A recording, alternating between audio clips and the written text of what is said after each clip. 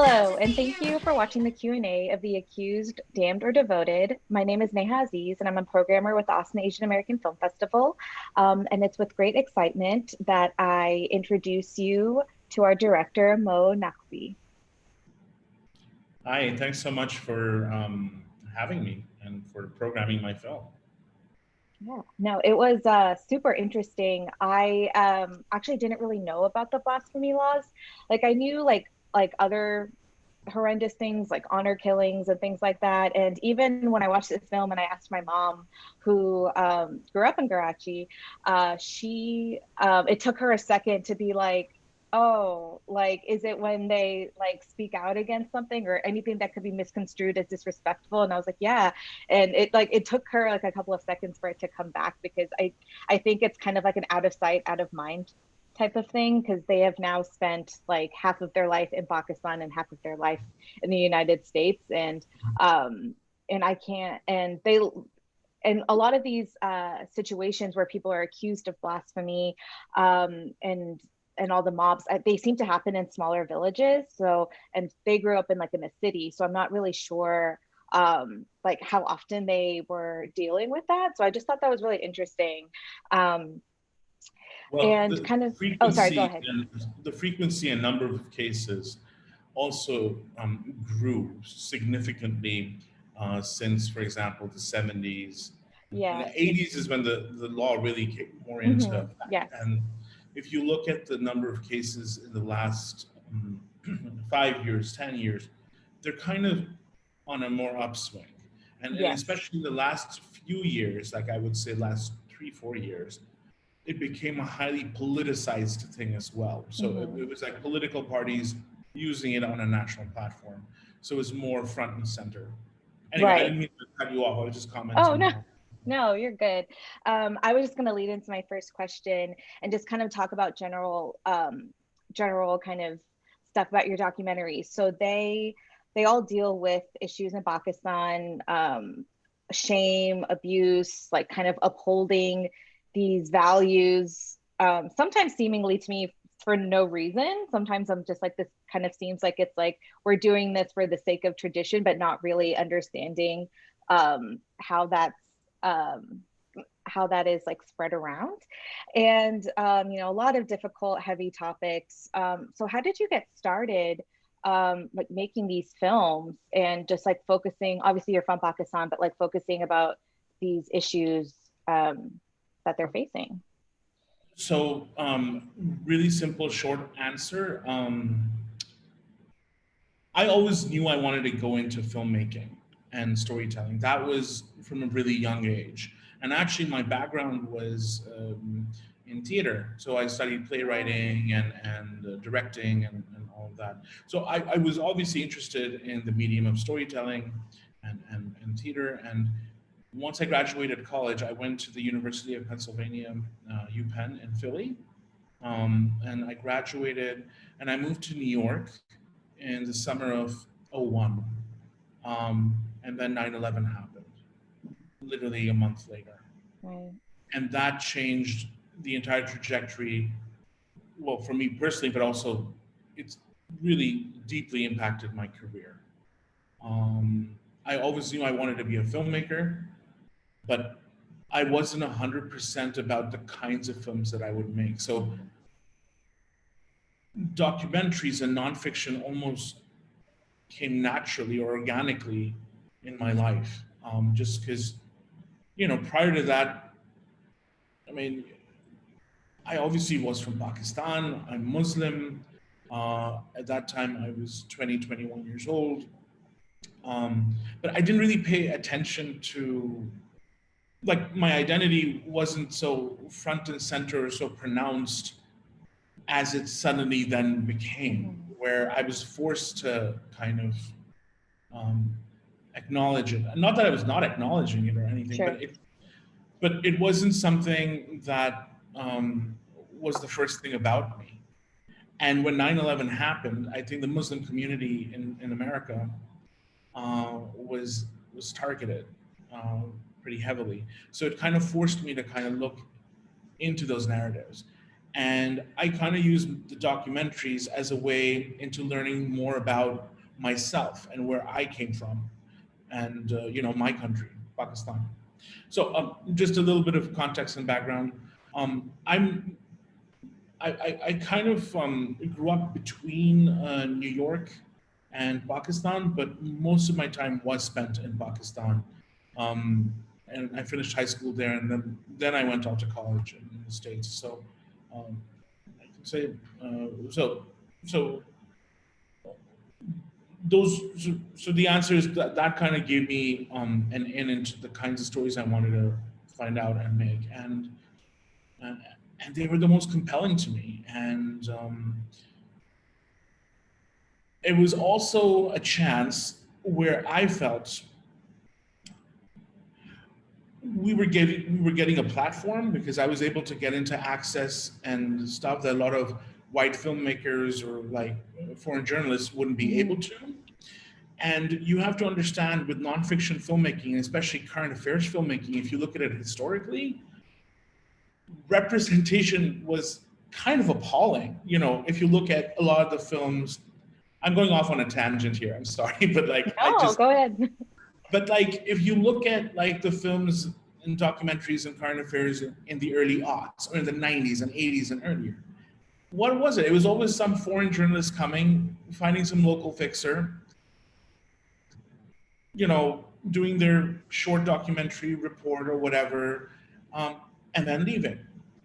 But those nuances and the access that someone from that community would be able to get, that was always missing. And I think post 9/11, especially the media in the States, if you remember Fox News, there was really some problematic propaganda happening. And I was like, hey, hang on, this is wrong.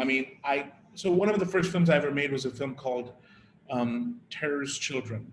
I did not choose the title. I just want to preface that. But it was about Afghan refugee children living in Pakistan. So there were many of the children were newcomers after the U.S.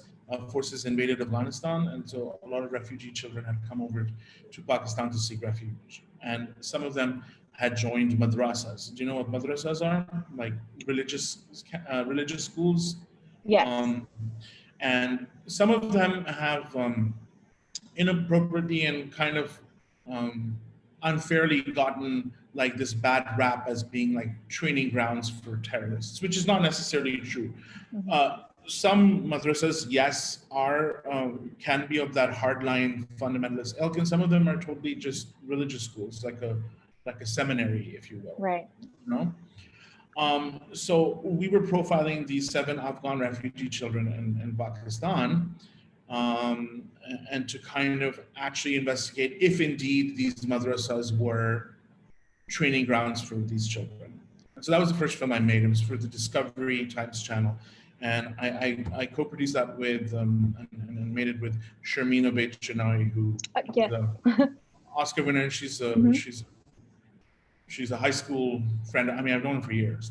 Yeah, I think my aunt went to school with her, and I was very excited when I found that out, because when I was in Karachi the first time, I saw her exhibit Home 1947, and then I've seen The Girl in the River, The Price of Forgiveness. Who's your aunt? Her name is Zahra Furniturewala. You may know her, or her dad. She went to Smith or Stanford? Don't. Oh, not. I think they went to I think it was when they were younger.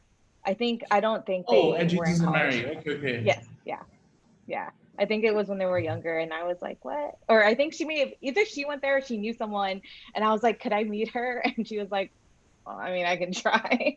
But it was just, I think she's wonderful. So that's amazing. Cool. So I'm sorry, I just went off on a really long tangent. But anyway, so yeah, so that's my answer for how I got into filmmaking. Yeah, and I know like the blasphemous laws they're very controversial, and it's obviously very you want to like tread lightly on the topic. But how did this come about? Like, how did you decide, like, I want to tell this story and I think now is the time? So actually, BBC Storyville, which is BBC's documentary Hmm. outdoor division, did approach me because they wanted someone to make a film on the blasphemy Okay. laws in Pakistan, and that was kind of the wide gambit. And they approached me, and I immediately said no because it's like super dangerous. Right. And I didn't really revisit the conversation with them for a while, but I happened to find myself in the summer of 2017 in Islamabad. Okay. And that was when our parliament basically was in the process of um, pushing out this law, which kind of was rewording the electoral oath for Hmm. new candidates. The inference of that was of changing the language was that the oath was somehow blasphemous in the sense that it it wasn't making it. I believe it wasn't making um, the the acceptance of the prophet as the last prophet, the finality of the prophet. Hmm. It wasn't making it tantamount or centered to the the oath that someone could take. You don't necessarily need to say that, or and the inference is then you don't necessarily believe that, Right. and hence you're blasphemous. And really, what the parliament was doing was it was testing the waters to see if they could kind of take away the teeth of the blasphemy law. Try to slowly soften it. So at least take away the death penalty or something. That's what I think. But immediately when that happened, there was a pushback by the Tehreek-e-Labbaik Pakistan, which is the political party Hmm. that I feature in my film. And they immediately shut down all of Islamabad, got parliament to shut down, and got the law minister to resign, and got parliament to rescind this legislation they had passed, and asked them to apologize. And the government apologized to them and even gave all of them some money. And for so basically you had this despotic cleric who's Cleric Rizvi, who I feature in Yeah. the film, hold our entire government and our country hostage. Right. And I was like, oh, hell no, not again. We're not going to be. So that's why I decided to make this film, because I didn't want Pakistan to be once again be like victim to the whims of like a despotic like psychopath. And Right. that's what I wanted to show. Yeah. And I wanted to show the reality of the situation, which is how this guy is more just a power hungry politician, and he's using Islam and religion as a political tool, Right. not for any spiritual or faith or anything. So he's a fraud, and I wanted to hold him accountable. So that's why Yeah. I decided to end up making the film, and making the film more from his perspective rather than the victim's perspective, because that was, in a way, it kind of was safeguarding all of us making the film, our crew and Right. our subjects. um, if you approach the film from their POV or their perspective, the oppressors, then you're giving letting them have their own say, or in this case, they can hang themselves with their own rope. So anyway, Yeah. yeah. So you mentioned this earlier, but you were talking about access and the access that you were given just being from Pakistan. Um, but when I was watching the film, it was just really incredible. Just like I was very shocked about like the interviews that were there and like family members and like, and I know there was also a lot of like video and archival footage too. It's very remarkable, but um, how did you get that access? Like, I know you said you kind of wanted to kind of have the story from their POV. Um, but is there anything else that you had to do, or just like it's just so extraordinary that I was seeing what I was seeing? Thank you. Well, I, I have to say that I have a remarkable team on ground, and I would be remiss if I didn't mention my co-producers on this, Syed Musharraf Shah and Mohsin Abbas, who helped kind of procure some of that access that you're seeing and really kind of made it happen.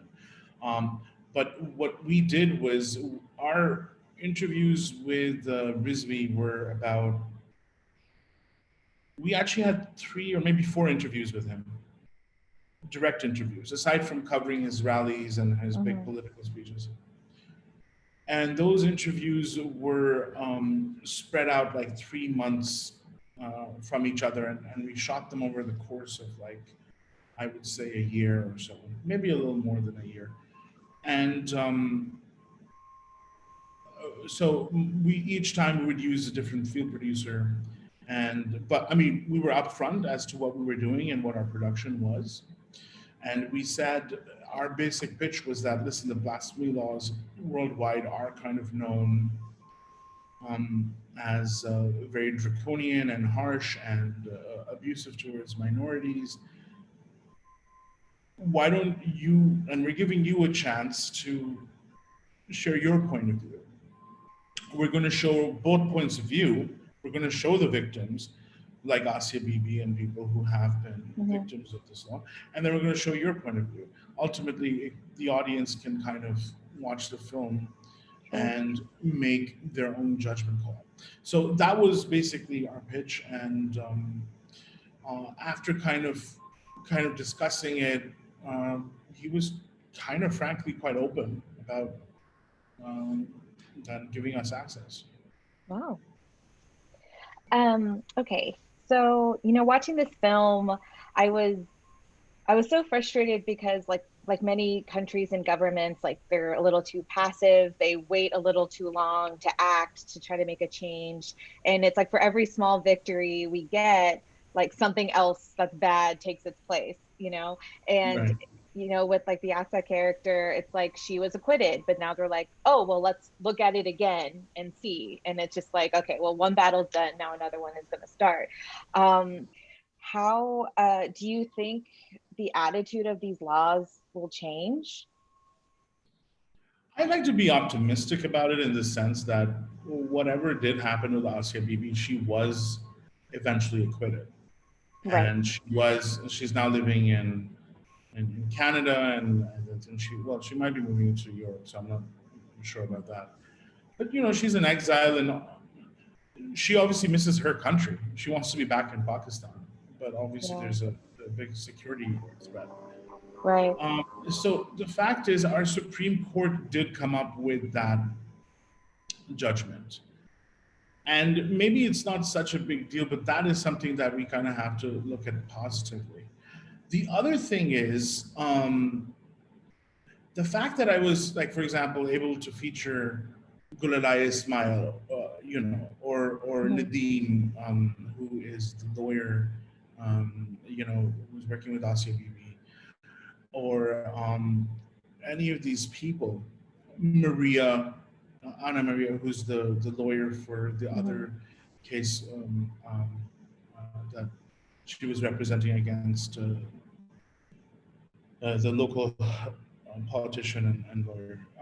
So the fact that these voices exist and are able to kind of come out publicly, even to a small extent, that's pretty profound, given the dangers and terror they're up against. What this shows is that people are at least now willing to at least discuss it. And maybe that's not a huge step, but it's definitely, I feel, a step in the right direction. And one of the things that was kind of being discussed in Parliament at one time, and I'd have to check in more recent case what has happened, they were thinking of possibly revisiting the blasphemy law punishments, and revising that if someone, for example, falsely accuses someone of blasphemy, then they themselves can also be guilty of blasphemy. It's harsh, but it's a way to kind of discourage all the frivolous accusations that fly so much in Pakistan, and where you kind of use blasphemy as a way to just shut people up, you know? So I would say I mean, it's not something that, you know, overnight everything can change and whatever. It's a long process, but I'd like to think that just these like two signs of people actually discussing stuff and people actually open to condemning sociopaths like Rizvi or the TLP party, that is something that's positive, you know? Yeah, I also am trying to be very optimistic as well. Okay, so I think my last question is going to be, are you working on anything now? Do you have anything planned for the future? Yeah, I'm actually here right now working on a project. Unfortunately, I'm not at liberty to really Right. discuss it. So I wouldn't mind, but we're just not allowed to. Yeah. Investors. Um, and then, inshallah, I hope to return to the States next month. So I'm looking forward to that. Thank you so much for having me here and for programming my film. Thanks. Thank you. Okay. Well, I hope you get to catch some films with our festival and good luck with on all your projects. Great. Thanks so much, guys. Lovely meeting Thank you. you. You too.